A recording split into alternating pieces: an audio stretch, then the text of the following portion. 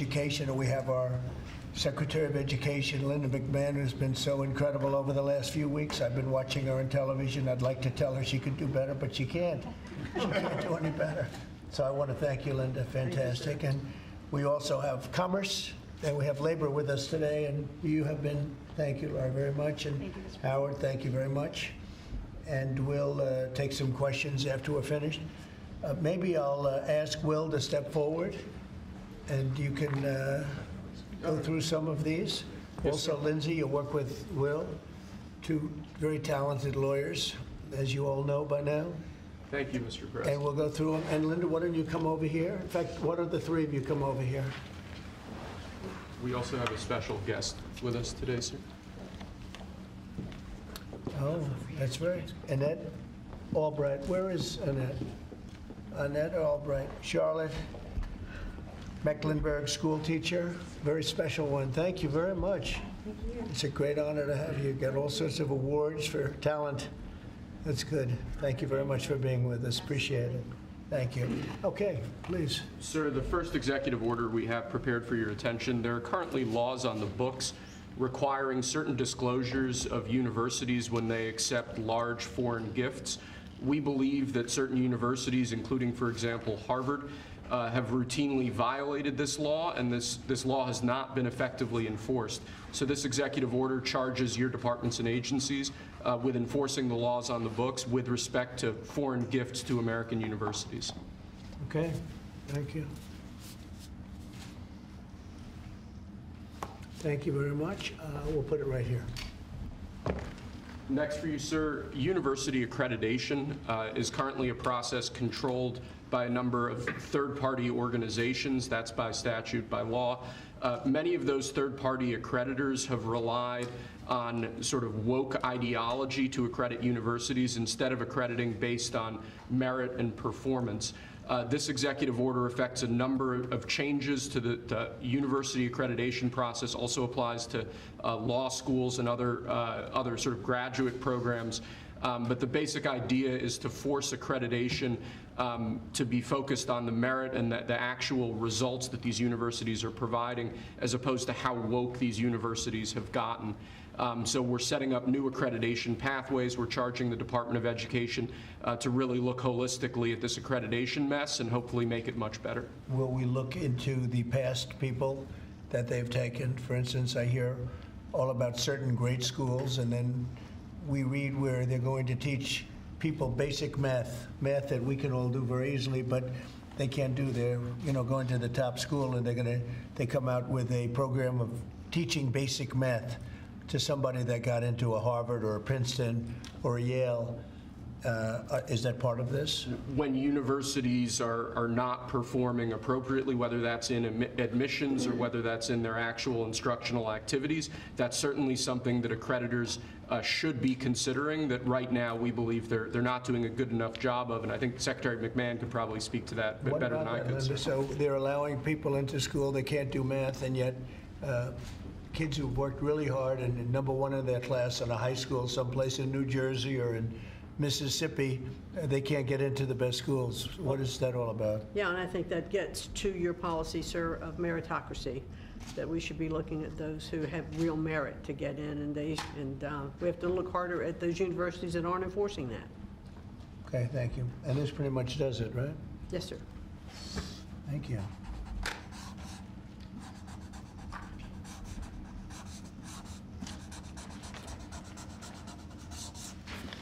Okay.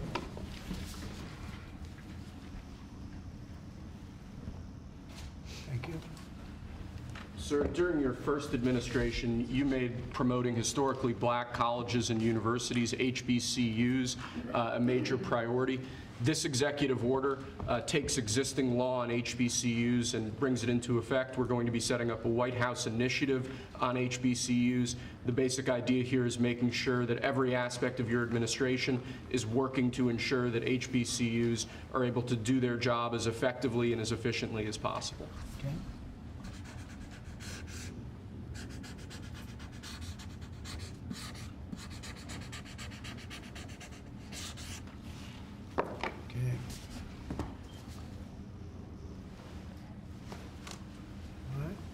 This next executive order relates to artificial intelligence education, sir. You've obviously done a lot in the artificial intelligence space already. The basic idea of this executive order is to ensure that we properly train the workforce of the future by ensuring that school children, young Americans are adequately trained in AI tools so that they can be competitive in the economy years from now into the future as AI becomes a bigger and bigger deal. That's a big deal because AI is where it seems to be at. We have literally trillions of dollars being invested in AI. And somebody today, a very smart person, said that AI is the way to the future. I don't know if that's right or not, but certainly very smart people are investing in it heavily.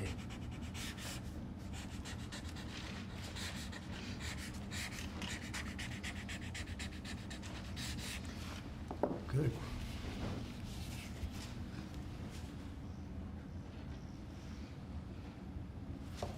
Okay. Next, sir, we have an executive order on workforce development.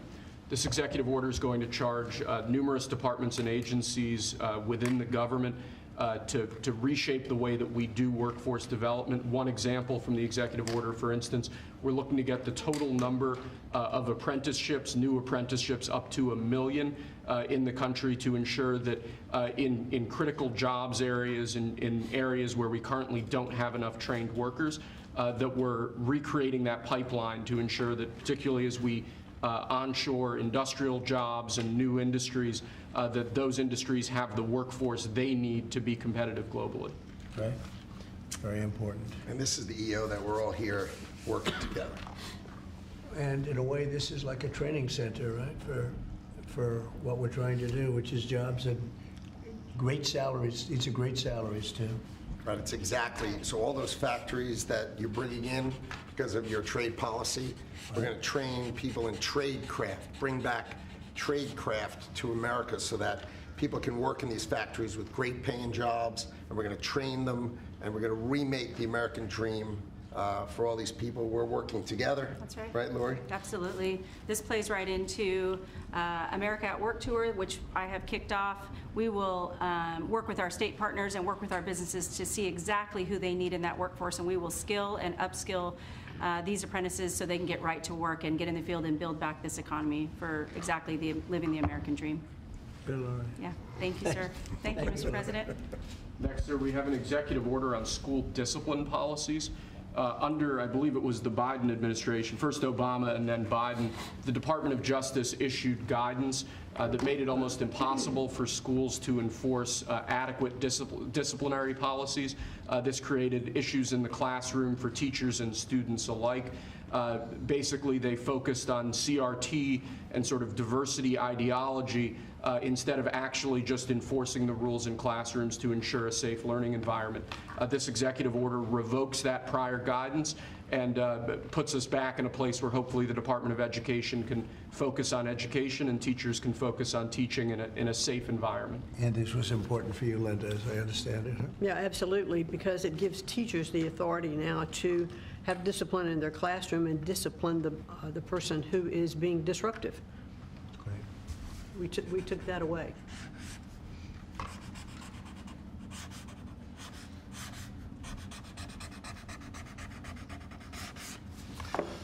Okay.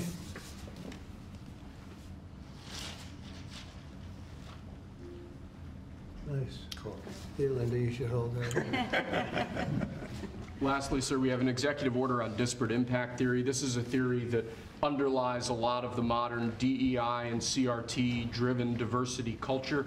The basic idea here is instructing your departments and agencies to no longer rely on disparate impact theory as they're regulating, as they're issuing guidance, as they're making rules.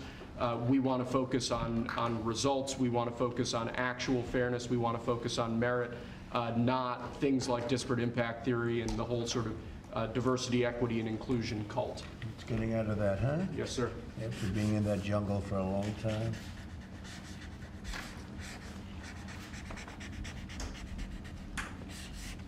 Okay. Thank you. Very good job. Thank you, sir. Very much. Appreciate it. Very much. Would you like to introduce again Annette, and perhaps Annette wants to say something having to do with that? To Annette ask is her. right here. Yes, Annette. Yes, please come over. Would you like to have some comments to make? I know you're a former Charlotte Mecklenburg school teacher. I'm a North Carolina girl, so Yes, it's nice New Bern. to see you. Yes, from Yes. New Bern. Yes. Thank you so much for having me. Thank you so much. I am so honored to be here. This has been an 8-year journey for me to raise awareness to the violence that's in public schools and the critical need to address violence in public schools. Again, been doing it 8 years because most administrations like to keep the violence hidden. We have 3 students that should be here with us today. We have Austin McCaff, I'm sorry if I say his name wrong, Serenity Baker, and Nizir Taylor from Charlotte, North Carolina, who was shot in the back as he was getting off of a school bus because they thought he was a part of a big brawl that happened inside a public high school. So this is very important and critical legislation that we have to keep our educators safe, we have to keep our students safe, and public schools have to be safe environments. So I think, like I said, I've done this journey alone, I've been on it, but I have a whole team behind me now. I spoke at the RNC, and I told millions that Donald Trump and his administration was going to make schools great again, and I feel that we're on the right path, and I'm just honored to be here. Thank you.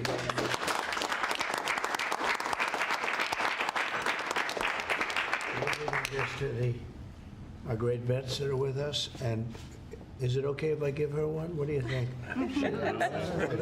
Thank you. Thank you so Sarah. much. I Thank you appreciate it. very Thank you. much. Thank you. Thank you. What an honor. Great job. Could I ask Sarah to speak, Gerardo? Yes, sir. Thank you. Tell Thank us a you. little bit about these great gentlemen. These heroes, Mr. President, are extraordinary. This is my husband, Michael, and so many of our dear, dear friends who are here today. Right. Many of them have met you, sir, in your first administration in the hospital, many times at Walter Reed. Right. And they've had long recoveries. Tomorrow, for my husband, marks 15 years since he was wounded in Afghanistan. Wow. And on that day, about 6 years ago, he had his 120th surgery post-Afghanistan. wow. And you came to see him at Walter Reed, and did. so many others. And we saw great reform in the VA, access, same-day access to prosthetics, mental health care, and we know that that is back. We're going to, these gentlemen were saying, Alex here earlier was saying, in the last few years when he's gone to get a wheelchair, the VA has asked him, this gentleman, they've asked him to prove that he still has his injuries, as though maybe his limbs would grow back. And they Wow. unfortunately did not, yes. And we've seen that many times. And so we're excited for you bringing back the VA accountability, Mission Act, community care, that were the hallmark of your first term. And we're so excited, sir, to be here. We're honored to be here. And thank you for all you do for our Well, nation's heroes. Thank you. Who's that picture on there? That is Joe Biden, and it says, "Let's go, Brandon." I'm saying, what was that picture? That's great. I told him he wasn't allowed to ask That's you to good. sign it. That's very good. Well, thank you all very much. Would you like to say anything, fellas? There's a big chance you have a lot of good people watching that believe in you. They happen to be the media, but they believe very much in you like I do. Anybody? Mr. President, we're very happy with the energy that this administration is bringing, and it's an administration that does what it promises, and so we're behind you. We believe in you, and I think we all love you. Thank We got to you speak for everyone. Thank you very much. And I'm going to get you a better hat. Say I have better hats. That's a good one. That was the original. It was. That means he was there I've right been wearing from it the before it was cool. That's right. That's an early one. We'll save that one though, right? Yes, Mr. President. Thank you. Anybody, please? I'd like to say. Okay. Oh, I was just going to say thank you for loving America, sir. Thank you very much. Thank you so much. Very nice. Thank you very much. True. Thank you. Sir, the man just spoke, saved Michael Broder's life.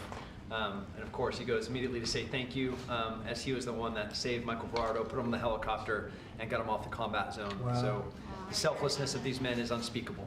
That's great. See ya. Yeah, he's alive because of that man right here. That's very good.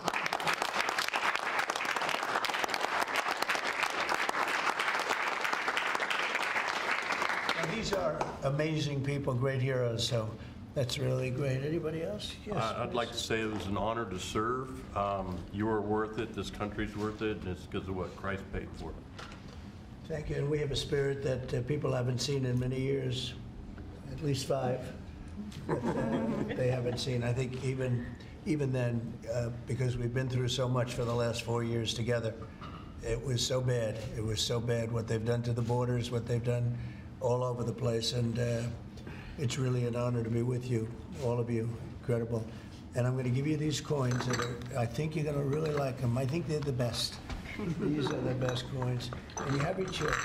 This is gunmetal. I don't know, soldiers like the black, but I think you like this one. It's okay.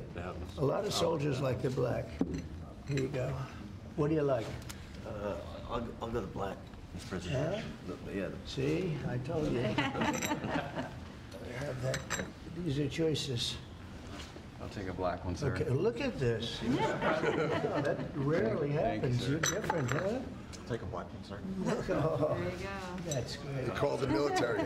No, but is that, I always say the soldiers, they do like it. It's gunmetal.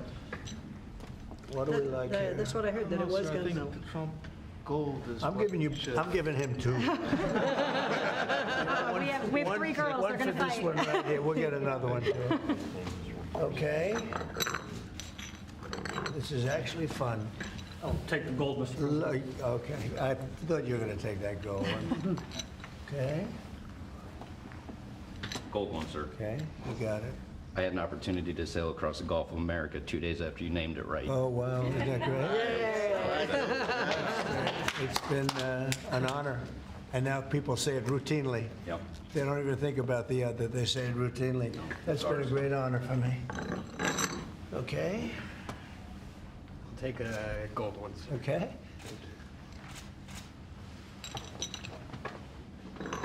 Almost even. I think gold has an edge. I would love a gold one, You sir. got it? Thank you so much. Thank The you. gold, it picked up at the end, right? So you all okay? That's good. So I want to thank you very much, and especially, that's a great story. Yeah? Sir. So what do you think of a guy like that? Pretty good. Oh, we actually, him and him, we all served together. Wow. And Jared over there. So you And guys, oh, I forgot. so you guys got hit, huh? Pretty good. You got hit. Pretty good. Amazing, We're amazing. in a pretty tough area in Kandahar, in the Arghandab River Valley, Right, right it's outside tough. Kandahar. Their unit had a more than 50% Purple Heart rate, sir, Wow. in 2010. You deserve it. You deserve that and more. We appreciate it so much. Brave, really brave, brilliant people. Thank you very much. Do you have any questions of the guys here? I want to say President. thank you to the veterans who are here. Absolutely. Thank you so much for defending us. And then I wanted to ask you, Mr. President, because you said you want to bring the tariffs on China down soon. How soon do you want to bring the tariffs on Chinese goods Well, that down? depends on them. We have a situation where we have a very, very great place. It's called the United States of America, and it's been ripped off for years and years. These people know it. We talked about it before you came in.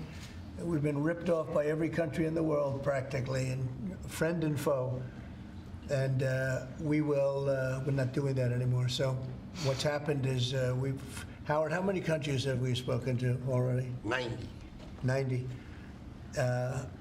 And they all want to make deals, and we're going to make deals, but they're going to be fair deals. They're not going to be rip-off deals. And, you know, we were losing almost $5 billion a year. No country can do that. And now we have it down almost to even, maybe even better than even, because of the tariffs on cars and aluminum and steel. We have tariffs 25% on cars, aluminum, and steel. There's a rush to build new steel plants, a rush to build new aluminum plants, and a biggest rush I've ever seen, that we've ever seen, to build car plants. We have like 11 of them or something, big ones, where you guys maybe work, maybe you won't want to work, you'll do something else instead of that. But if you like cars, you'd like to work at one of these plants, the biggest plants in the world. 3 of them have left Mexico before construction started, 1 of them during construction, and they're coming to this country. They're coming back. Don't forget, and we get along great with Mexico, but Mexico took 32% of our car building business. So it's amazing what's happened. Remember this number, anywhere from $3 to $5 billion a day. That's not $1 million, that's $1 billion a day. Nobody can even imagine it. And that's what we were losing. And, you know, hence we have $36 trillion in debt and everything else. And in the end, I think what's going to happen is we're going to have great deals. And by the way, if we don't have a deal with a company or a country, we're going to set the tariff. We just set the tariff. It's something that we think that will happen, I'd say, over the next couple of weeks. Wouldn't you say? I think so. Over the next 2-3 weeks. We'll be setting the number. And we're going to pick, could be for China too, could be for China. We're dealing with almost all of them. Too many to fully deal with, but we're going to be fair to them. But we're dealing with a lot of countries right now, and could be with China, but maybe we'll make a special, a deal, and we'll see what it will be. Right now, it's 145%. That's very high. It got there because of the fentanyl. They're sending, massive amounts of fentanyl into our country and killing a lot of people, probably 200,000 plus a year, wiping them out. You probably all have friends who were killed. Somebody was killed in your family or your friends with fentanyl, and somehow it's made almost exclusively in China. And as you know, we essentially taxed them 10 and then another 10. We also taxed Mexico 25, and we taxed Canada 25. And that's the kind of money that's what's pouring into our country right now. And it's gotten us down from losing $3 to $5 billion a day to actually making money, but breaking even, let's say, but we're going to make a lot of money. And that money is going to be used to reduce taxes. We're going to get big tax breaks. We're going to, there was a time, I said it this morning, I think some of you were there was a time from 1870 to 1913, it was a long time ago, we were an all-tariff nation. Foreign nations paid taxes. They paid money to us in the form of tariffs. And that was when we were the wealthiest. We were the wealthiest proportionately that we ever were. And they formed committees in 1887 in particular, but they formed committees to determine what we should do with all the money. We had so much money, you guys would have loved it. We had so much money, they didn't know what to do with it. We gave it away to different causes, and you haven't seen that too much anymore, although we give plenty away, but now we shouldn't be giving it away. We have to take care of ourselves first, right? Absolutely. But we were very wealthy, and proportionately the wealthiest we ever were. We built the Panama Canal. Jimmy Carter gave that away for $1, by the way. One of the most profitable things ever built, the Panama Canal. We gave it away for $1 to Panama. Why? I don't know. Nobody knows, but that's what we had. We had people like that sitting behind this desk.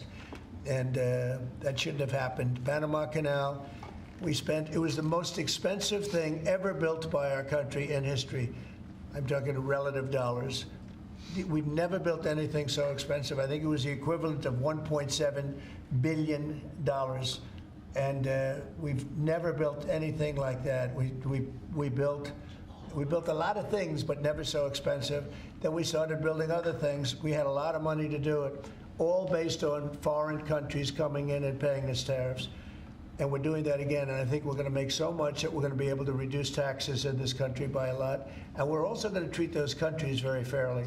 But if we don't make a deal, which is possible, we're going to just set the price. Because you remember, they have to come in, they want to come in here, and they want to do business with the United States. So we want to set a fair price, and we'll do that. We're going to be very fair, but we'll set a fair price. And then they can make a determination as to whether or not they want to do business with the United States. And I think most of them will. And I think we're going to treat them very fairly. Were you worried about what the 145% tariffs were doing to small businesses here in the U.S.? Is that why you're bringing it down? No. I haven't brought it down. I haven't brought it still 145. I haven't brought it down. I said it's a high tariff. It is a high tariff, but I haven't brought it down. It basically means China's not doing any business with us, essentially, because it's a very high number. So when you add that to the price of a product, a lot of those products aren't going to sell. But China's not doing any business. They were doing $1.1 trillion. Think of that, $1.1 trillion. You know what that is? And it was just very unfair to us. And we were doing very little, relatively very little with them. It was very one-sided. But we get along. I get along very well with President Xi, and I hope we can make a deal. Otherwise, we'll set a price, and hopefully they'll come here and they'll contribute. And if they don't, that's okay. Sir, on your trip to room, there's a lot of leaders attending the Pope's funeral who also said they'd like to meet with you while you're there. Do you have any meetings set up? Or are you looking to Yes, meet? I do. I have a lot of meetings set up. I don't know if I can do it. Do you want to help me out, fellas? I got a lot of meetings. I got every leader in the world, which tells you that we have a good product. It's called the United States of America, and it's great. And these people know about it better than anybody in this room. But we have a great place, and it should be a lot greater. And that's what we're going to do. We're going to make it greater than ever before. It's very simple. Who are you going to be meeting with, President Zelensky? Well, I have a lot of meetings set up, yeah. And are you A lot. bringing anyone with you in the U.S. delegation to the funeral, like Secretary Rubio or a former president? We have a couple of people coming. We'll announce it probably this evening or tomorrow. First Lady's going, and some people are coming with me from staff. But we'll have a number of people going. I'm sure it's going to be a beautiful ceremony. Okay? I had one on Ukraine, but I wanted to ask you one about veterans since they are here today, and thank you for your service and sacrifice. I wanted to ask you about the cuts that have been made, including with the VA. Can you assure that veterans like these men here, those that have been suffering from mental health issues or burn pits, for example, will be taken care of? Yeah, very much so. In fact, they will tell you it's been better with me than any president in history. We had a 92% approval rating, which is unheard of, up 50 points from the previous administration in my first 4 years, and we're doing better now. And in fact, now they have something, the call-in doctor stuff, where it's really become, modernized and great, where you don't have to go and travel sometimes long distances to get to a clinic or get to the VA. And I just heard this morning, I was listening to Doug Collins, who's the secretary. He was being interviewed, and the numbers are incredible. The approval ratings are the highest I've never heard numbers like this. It's better than the first 4 years. So no, there's no group of people more important than the people in this room. And I am not talking about the media. I'm talking about these people right here. There's no group, and they're going to be taken really well care of. That's very important to me. And on the war in Ukraine, are you going to be meeting with President Zelensky? He's asked to meet with you this weekend. Will you be meeting with him I don't know. I don't know that he's going to the funeral or not, but I just hope he gets this thing solved, because we're losing about, think of this, 5,000. I was saying 2,500, and everyone was telling me that's low. 5,000 soldiers are being killed every week, approximately. Think of that. Every week, 5,000 soldiers, but let's say from 3,000 to 5,000 are being killed. They're Russian and Ukrainian. They're not Americans, but they're Russian, but they're people.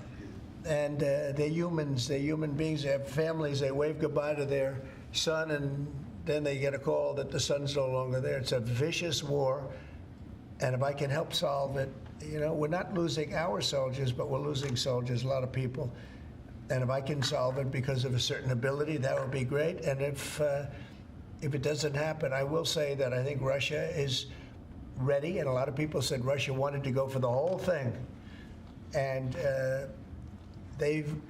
I think we have a deal with Russia. We have to get a deal with Zelensky, and I hope that Zelensky, I thought it might be easier to deal with Zelensky. So far it's been harder, but that's okay. It's all right. But I think we have a deal with both. I hope they do it, because I'm looking to save. And, we spend a lot of money, but this is about a lot of humanity. This is the worst. I get the pictures, the satellite pictures. I've never seen anything like it, of the fields after some of these battles. It's horrible that it's going for nothing. We would have never had this problem. You would have never had that war if I were president. I guarantee you that. And for 4 years, you didn't have it. Are you going to meet with Vladimir Putin? Please. Are you going to meet with Vladimir Putin I will be meeting in with Saudi Arabia? It's possible, but most likely not. I think we'll meet with him shortly thereafter, though. What is Mr. Wickoff going to present to the Federal Reserve Chairman Jerome Powell, during the Biden administration in the campaign, with inflation raging, he lowered interest rates 2 times. That's right. Now, with 2 consecutive months of inflation being down, all economic theory you learned in the 8th grade says it's time to cut rates when inflation is down. You're right. He's not done that. Have you had any direct conversation with him? No, I haven't. I haven't called him. I might call him. I haven't called him, but I believe he's making a mistake by not lowering interest rates. And I think as well as we're doing, we'd do much better. He's keeping rates too high. He historically has been late, except when it came to Biden. He was recommended by a certain person that I'm not particularly happy with, but he will hopefully do the right thing. The right thing is to lower interest rates, so we'll see what happens. I think we're sitting on something that's going to be very good. With all the tariff money starting to come in, our country's going to be doing really well, and hopefully he'll be. We don't have inflation. Groceries are down. When I first came in, you people were there. They hit me with the first day that I was president. Somebody started screaming at me that eggs are up. I said, I just got here. And in the first week, they were going crazy. You remember that, Linda? Yes. They were going crazy. They're saying, egg prices are too. I said, I'm here for 1 week. Just leave me alone. This is a fake news media. And I said, you know, what can I tell you? But Brooke Rollins, our Secretary of Agriculture, and a group working with her have done an amazing job. And egg prices have gone down 87%. Energy now is down $65 a barrel. They have some energy selling gasoline for less than $2 in a couple of states. In Alabama, a couple of great states, but all over the country, it's way down from what it was 6 months ago, 3 months ago. And that has a lot to do with the war. You know, when Biden allowed energy to skyrocket, it just skyrocketed. It was out of control. Russia made a lot more money because they make their money on energy. And I kept saying, you know, he supposedly wants to end the war, but he lets energy go out of control. Well, I've gotten it. We are drilling like crazy right now, and we have it down to $65 a barrel. It went up to almost $100 a barrel. And at that number, Putin and Russia made a lot of money. So I think one of the reasons, look, I think he has a certain respect for me. But one of the big reasons is oil prices are down. I think this is a good time to get the war settled. Thank you. Thank you for that question. For those of us that live here in the district, you said when you came in, you were going to make Washington, D.C. great again. Right. One of the issues we've got right now is we understand there might be an imminent deal between the owner of the Washington football team, whatever you want to call them now, Commanders, and locally in getting the Redskins back to D.C. and RFK Stadium. That's on federal property. Right. Are you going to be involved in that negotiation? Yeah. And would one of the stipulations be they change their name back to the Redskins? Oh, I say, well, that's a little bit, nobody's asked me that one. Look, I think when the Indian population is a great part of this country, a great heritage. And we were talking about Massapequa, Long Island, the Chiefs, they call themselves the Chiefs, or the Kansas City Chiefs. They're not changing their name. A great team, great people, great owners, great coach and quarterback. I love the quarterback, like his girlfriend too, and his wife. His wife is great. She's been a big fan. His quarterback's mother is incredible. I like that team. They're called the Chiefs, and frankly, I see nothing wrong with it. They call them the Warriors, and not that team, but a lot of other teams, and all of these Indian surnames and different names. And I'm saying that I think that's a positive thing. And when you go back to Indians, they polled this. They don't know why these names are being taken off. They're trying to. I think it's degrading to the Indian population, and it's a great population, and they like when they're called by various names. Now, Washington. The Redskins, perhaps that's a little bit different, but I can tell you that I spoke to people of Indian heritage that love that name and they love that team, and I think it's I think it's a superior name to what they have right now, and it had heritage behind it. It had something special. But a lot of the names having to do with, different places, not just Indians, but I think it's, they changed the name of the Cleveland Indians. Why would you take the name Indians off the Cleveland Indians? And now it's called the Cleveland something else, right? Guardians. It just doesn't make sense to me. So we're about bringing common sense back to this country. And it may be popular or unpopular what I'm saying and I've just said to you. See, he's a nice guy. He got a lot out of me on this one, but I think most people agree with me. I think it really is demeaning to Indians. But to change the name of the Cleveland Indians as an example to the Cleveland Guardians, it's not the same, and I'm sure it has an impact on the team. Please. Sir, thank you, sir. Elon Musk said he'll be stepping back from his work with Doge a little bit and only get dedicated maybe a day or two a week to it. How long would you like to see that continue, and how involved would you like to see him continue to be after? Well, first of all, I can't speak more highly about any individual. He's an incredible guy. He's a brilliant guy. He's a wonderful person. I've seen him with his family. I've seen him with a lot of his children. He's got a lot of children. He treats them good. He loves his children. But he's a brilliant guy, and he was a tremendous help, both in the campaign and in what he's done with Doge. And, you know, we're talking about almost $200 billion and rising fast, because many of the things that we were looking at are now being found out to be fact. It's terrible. I mean, the fraud, the waste, the abuse, the everything that's happened is just terrible. So I also know that he was treated very unfairly by I guess you'd call it the public, by some of the public, not by all of it. I say he makes an incredible car, makes everything he does is good, but they took it out on Tesla. And I just thought it was so unfair, because he's trying to help the country. But he has helped the country. I also want him to make sure that he's going to be in great shape, and I know he is. I mean, he's going to do great. He loves the country. He didn't need to do this. He did it. And I told him, I said, you know, whenever you're ready, I'd like to keep him for a long time, but whenever you're ready, he's an exceptional guy. When you see those rockets go up and come back and land in the same gantry, nobody else can do that but this man. So he's just an incredible person, and he's a friend of mine, and he's a nice person, too. He's a very nice person. He really helped the country, saved us a lot of money. And I heard him say that he'll start easing, he was always at this time going to ease out. And when he goes back to Tesla, that'll be taken care of. It's artificial. These were sick people that thought they were doing something. He's a great patriot, and it shouldn't be the way, that should never have happened to him. And I will tell you right now, he makes a great product. He makes a great product. It's a great car. It's great everything. Starlink is great. What he does is good. He's doing medical things that are amazing.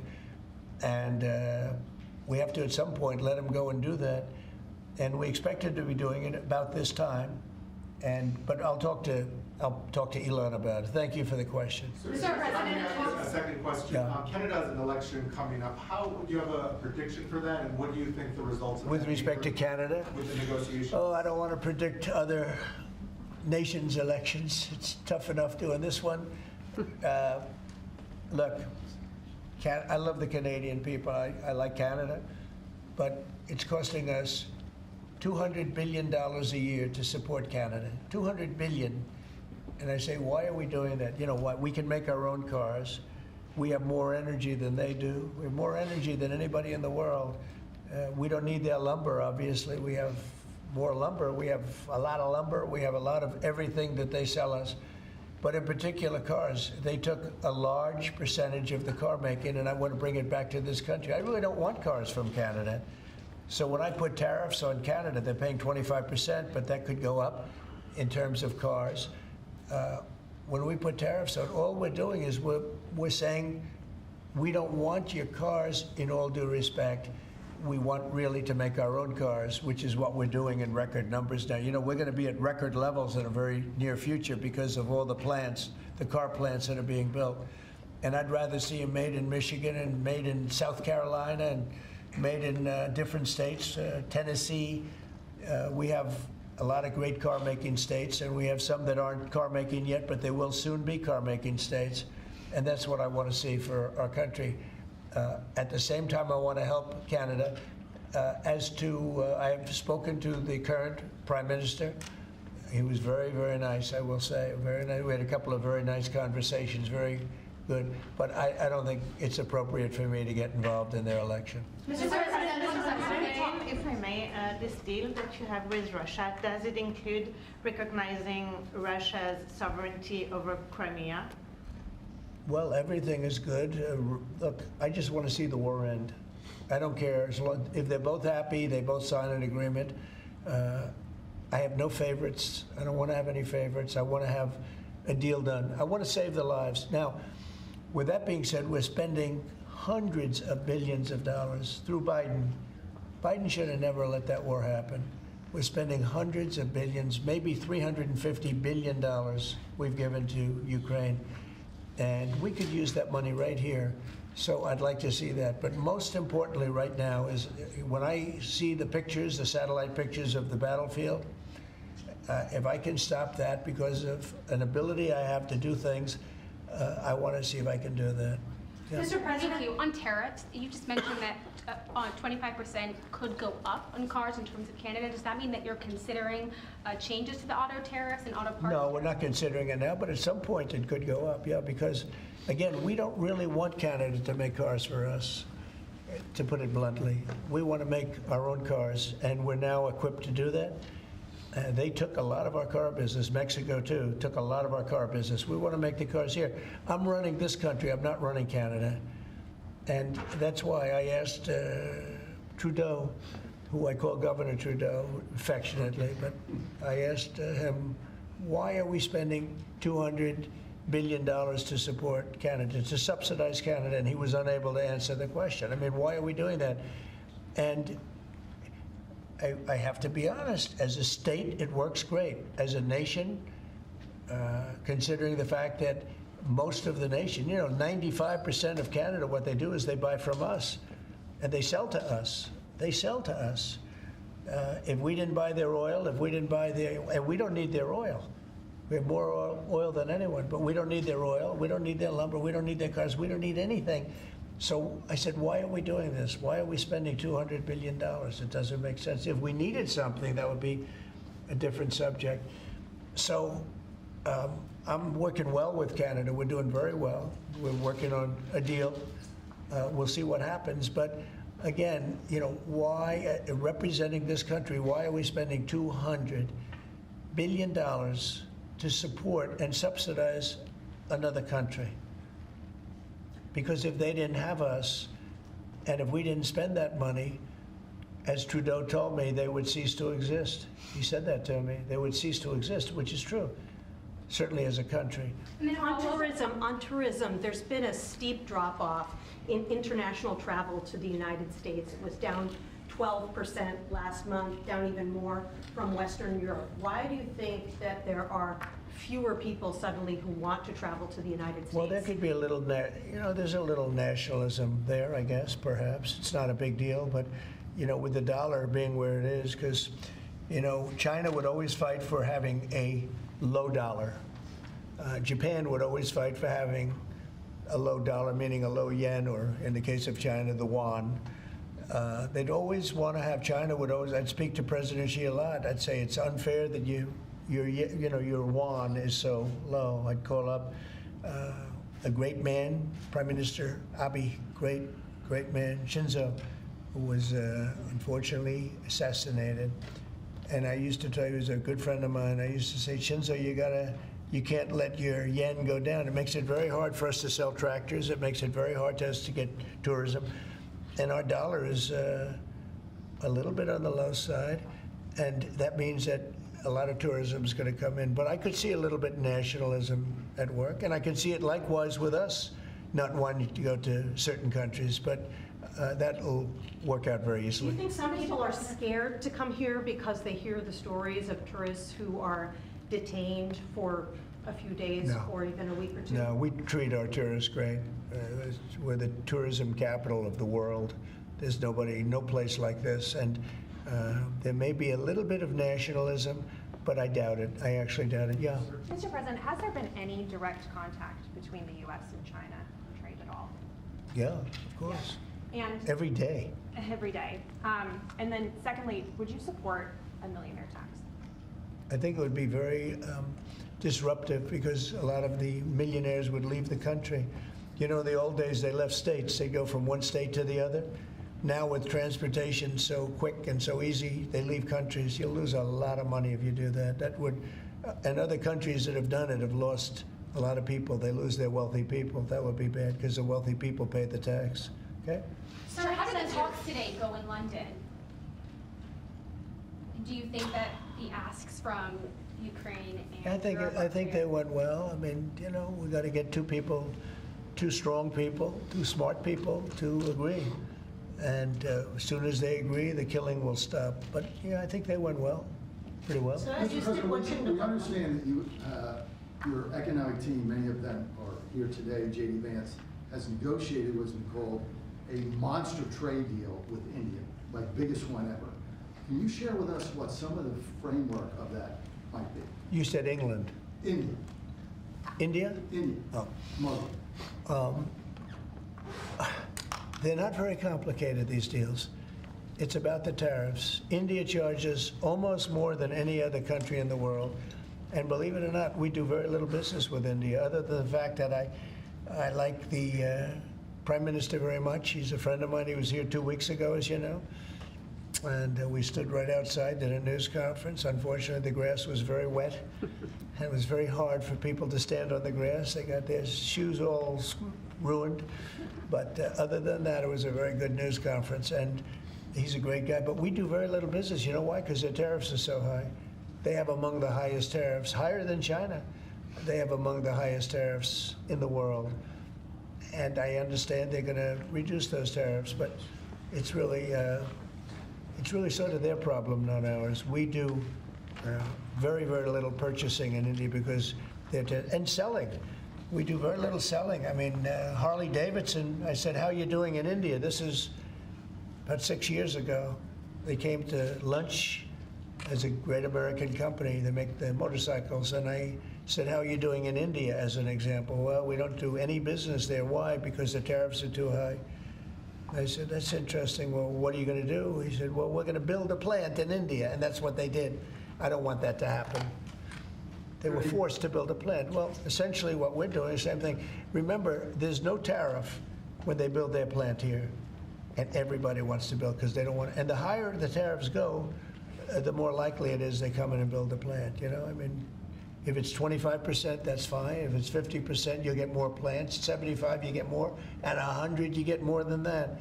And they're all coming in at numbers that nobody's, I don't think, Howard, there's ever been numbers like we've seen. Never. $7-8 trillion worth in 2 months. Because it took me a month to get started, in all fairness, but in 2 months we did this, and now we're coming up on 100 days, first 100 days, and I think we're going to be close to $8 trillion. There was never any president that did even a tiny percentage of that.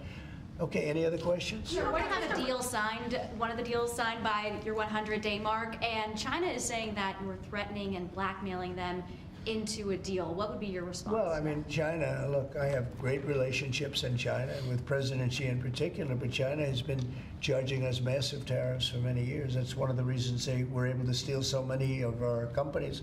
They took our companies out of America, and they built their plants in China. And one of those things, so now we're reversing it, but at levels that nobody's ever seen before. No, we're going to get along great with China, I have no doubt about it. Thank you very much, everybody. Thank you, press. Thank you. Send it out. Thank you. Thank you. Keep going. Right out the door that way. Thanks, guys. Thank you. Thank you. Thank you.